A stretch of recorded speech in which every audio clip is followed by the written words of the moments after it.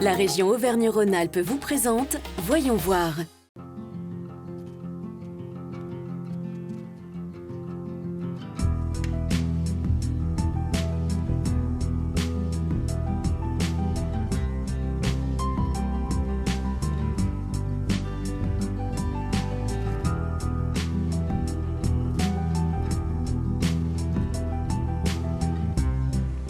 Bienvenue dans ce nouveau numéro de Voyons voir consacré au parasport. Première en nombre de clubs et deuxième en nombre de licenciés, la région Auvergne-Rhône-Alpes est un territoire résolument tourné vers le handisport. Ainsi, la pratique sportive des personnes en situation de handicap a connu des évolutions majeures ces dernières années. Avant de faire la connaissance de Loïc, revenu médaillé des derniers Jeux Olympiques, nous sommes à Roanne à la rencontre de Gilles Sarnin, coprésident du club Handisport Rouennais. Gilles, est-ce que vous pouvez nous raconter un peu l'histoire de votre association ? Donc Handisport Rouennais, c'est une association qui a été créée en 1971. Elle a pour but en fait de permettre la pratique de sport à des personnes avec un handicap, déficient visuel, déficient moteur. Quelles sont vos missions en fait ? À la base, c'est de développer la pratique sportive pour des personnes handicapées.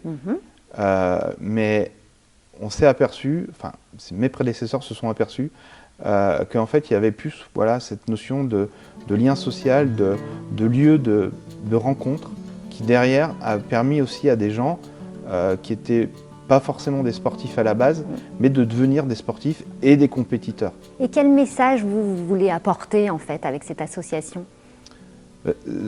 C'est un message général, c'est pas parce qu'on c'est pas parce qu'on a un accident de la vie, même au niveau physique qu'au niveau social, qu'on ne peut pas forcément se relever et que il y a toujours une phrase moi que j'ai appréciée, c'est que c'est vrai que tout seul on va plus vite, mais ensemble on va plus loin. Et vous personnellement, qu'est-ce que ça vous apporte d'être coprésident de cette association ? Alors moi ça m'apporte déjà parce que j'ai l'avantage d'avoir du temps, donc de pouvoir m'en occuper. Ensuite, en Handisport Rouennais, je suis arrivé, j'étais à la limite de me déplacer en fauteuil électrique, parce que j'ai une sclérose en plaques, entre un fauteuil électrique et un fauteuil manuel. Et donc j'ai commencé par faire du rugby, j'en fais toujours. Je faisais pas un tour de terrain. Le premier entraînement que j'ai fait avec le fauteuil, j'arrivais pas à faire un tour de terrain, alors que c'est l'échauffement pour eux. Et avec le temps, avec la pratique, maintenant, ça m'a permis de mon fauteuil électrique, il est en train de prendre la poussière dans le garage, et maintenant je ne suis qu'en manuel. Ça m'a donné une autonomie. Donc cette salle, elle est mixte, en fait, oui. Avec des personnes en situation de handicap et des gens valides. Ils viennent s'entraîner donc sur toutes ces machines de torture. Alors, vous pouvez nous les montrer ? Oui, bien sûr. Donc là, en fait, on a des machines qui sont vraiment adaptées aussi bien à des personnes valides qu'à des personnes en situation de handicap, qui peut même aller jusqu'à des fauteuils électriques. Donc là, pour simuler le développé couché, donc le valide peut s'allonger sur le banc. Et ensuite, on a juste à enlever. Et quand on est en fauteuil, hop, on adapte. Et le fauteuil vient se caler. Donc après, ça peut travailler en hauteur. La personne est vraiment en totale autonomie. Voilà, ça permet de mélanger, que tout le monde peut être ensemble. Il n'y a pas besoin d'avoir des machines pour des personnes handicapées, des machines pour les personnes valides. Là, on a une machine qui réunit tout le monde. Partons maintenant en Haute-Savoie, où le jeune Johan, victime d'un accident en 2017, a fait le souhait de participer un jour aux Jeux paralympiques en ski alpin. Il vient d'ailleurs d'intégrer le club de ski des Carrozes. Il est la nouvelle star de son ski club. Sur une jambe, avec un seul bras et une vision réduite, Johan prend tous les jours le départ à l'entraînement sur les pistes des carreaux. Le ski, c'est désormais toute sa vie. Une vie que Johan a bien failli perdre un jour de juillet 2017. Dans un terrible accident d'avion, il a perdu un bras, une jambe et plus de la moitié de son corps a été brûlé. Son œil a été atteint. Sur son lit d'hôpital, Johan a suivi les Jeux paralympiques. Une étape clé dans sa bataille pour la vie. J'étais encore en réanimation donc à l'hôpital. Donc, en fait, ça fait pile poil 4 ans quasiment parce que c'était pendant les Jeux Olympiques. Et voilà, je pouvais faire que ça de toute façon vu mon état physique. Donc j'ai regardé les JO Et c'est les baleineaux sportifs français, nos champions français, qui m'ont procuré peut-être mes premières sensations, enfin émotions surtout depuis l'accident. Et ça m'a tout de suite redonné envie de skier. Et je me suis dit, moi aussi, j'ai envie de vivre ça peut-être à mon tour. Et depuis, j'ai jamais lâché l'affaire. 4 ans plus tard, en effet, Johan est à l'entraînement 5 jours par semaine. Après son passage dans notre émission en tête-à-tête l'année dernière, le ski club des Carreaux l'a accueilli sans hésitation. C'était pas un skieur de compétition à la base, il l'est devenu. Il est bien têtu et c'est ce qui fait qu'il soit vraiment déterminé et il s'en sort vraiment bien, il y a des gros progrès. Johan s'entraîne avec les jeunes du club qui lui ont réservé un accueil plus que chaleureux. Je m'en inspire tous les jours parce que je trouve que après tout ce qu'il a vécu, c'est vraiment très fort de sa part. Il a beaucoup de motivation, il baisse jamais les bras et quand il a un objectif, il veut toujours y arriver. Pour l'accompagner sur sa route jusqu'aux Jeux de Milan en 2026, le ski club a mis en place une cagnotte. On a lancé sur une plateforme de crowdfunding qui s'appelle I Believe in You. Donc il y a un projet de pouvoir, grâce au financement du public, aider les familles qui n'ont pas forcément les moyens de se payer du matériel de ski, aider les athlètes qui sont dans le besoin pour des problèmes de handicap à aller jusqu'au bout de leur objectif. Johan a en effet un équipement spécifique qui coûte cher, des protections car il ne peut pas repousser les piquets de slalom comme les autres, un ski adapté ou encore une prothèse spéciale conçue par son partenaire Chablos Orthopédie. Le chemin sera long jusqu'au jeu, mais Johan ne lâche rien. Nous voici maintenant de retour en terre rouennaise.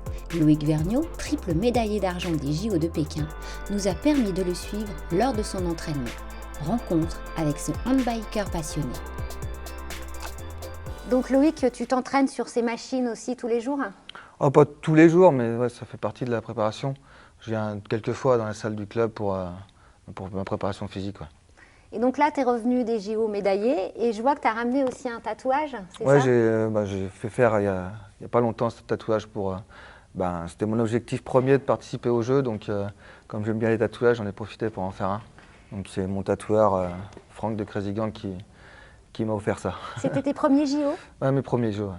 Et ça faisait longtemps que tu t'entraînais pour ?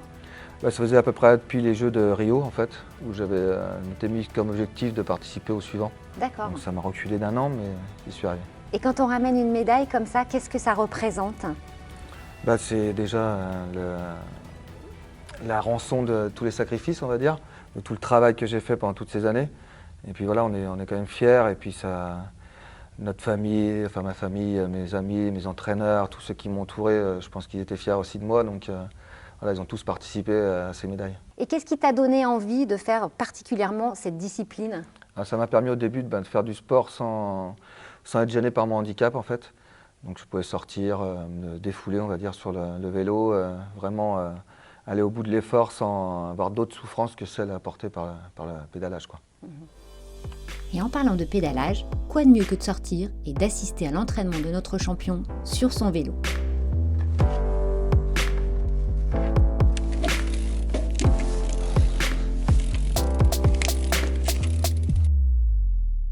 Donc alors c'est ça ton fameux vélo.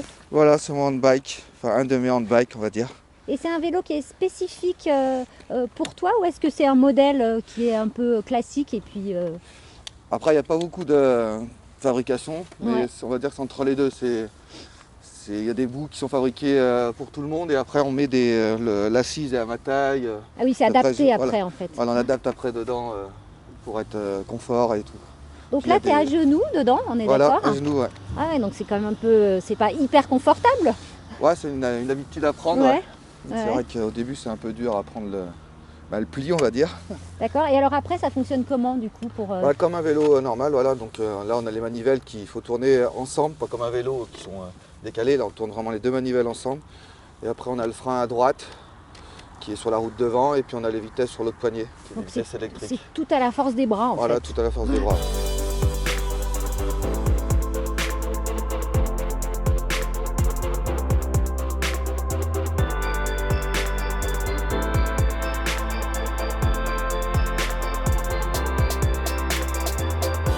Qu'est-ce que ça t'apporte tous les jours de faire cet entraînement ?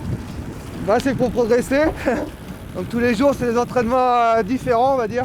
Ouais. Il y a des entraînements de foncier spécifiques, on travaille un peu toutes les caractéristiques pour être un bon coureur, quoi. Et toi, t'aimes bien être dans la nature comme ça, te balader Oui, bah oui, après, j'ai une belle région avec pas mal de reliefs différents, donc j'aime bien ça. Ouais. Tu te prépares pour les JO aussi, les prochains? Voilà, ouais, j'ai toujours les JO dans le coin de la tête, quoi. Les Jeux paralympiques, c'est la vitrine du handisport, donc il faut, voilà, si on veut de la visibilité, il faut être présent tous les 4 ans. Tu fais partie de l'équipe de France? Voilà, ouais, depuis 2018, je fais toutes les courses en équipe de France, dans le monde entier, quoi. Surtout en Europe, mais on a des courses au Canada aussi. C'est une belle vitrine en fait pour le handisport, tous ces médailles. Bah oui, voilà, ouais, c'est comme je disais, les Jeux paralympiques, c'est vraiment là où on a de la visibilité, surtout en handisport. Donc quand les athlètes ramènent des médailles, ça fait du bien à leur club, à leur ville, à leur région, et puis au handisport général pour que le public français puisse continuer à nous encourager. De nouveaux acteurs ont développé une offre adaptée à différents publics aux côtés de fédérations sportives engagées de longue date dans le sport pour les personnes en situation de handicap. La région Auvergne-Rhône-Alpes bénéficie ainsi d'un solide maillage d'acteurs structurés et dotés d'une expertise forte. Le développement et la structuration du parasport peut ainsi s'appuyer sur un tissu d'acteurs ressources qui ne cesse d'augmenter.